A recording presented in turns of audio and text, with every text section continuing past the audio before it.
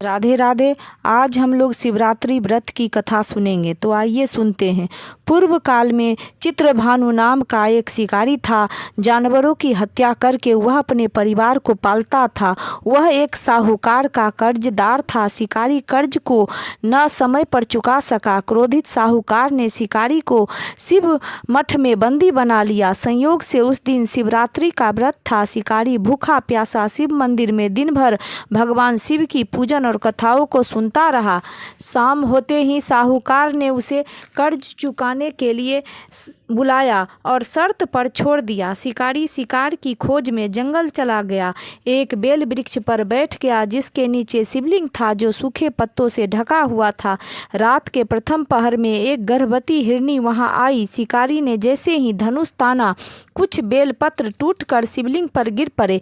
इस तरह उससे अनजाने में ही प्रथम पहर का पूजा हो गया। इसी तरह दूसरे पहर में एक हिरनी फिर वहां आई। फिर से शिकारी ने धनुष साधा, कुछ बेलपत्र फिर शिवलिंग पर गिर गए और अनजाने में ही दूसरे पहर की पूजा हो गई। यह हिरनी भी वादा करके चली गई। तीसरे पहर में एक हिरण आया।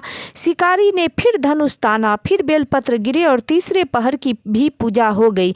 मृग ने भी परिवार से मिलने की मोहलत मांगी। शिकारी ने भी उसे जाने दिया। चौथे पहर में हिरण जब वापस आया तो शिकारी उसे देखकर खुश हुआ, लेकिन रात भर भूखे प्यासे रहने और जागरण करने से, अनजाने में शिव पूजा करने से उसका हृदय बदल चुका था।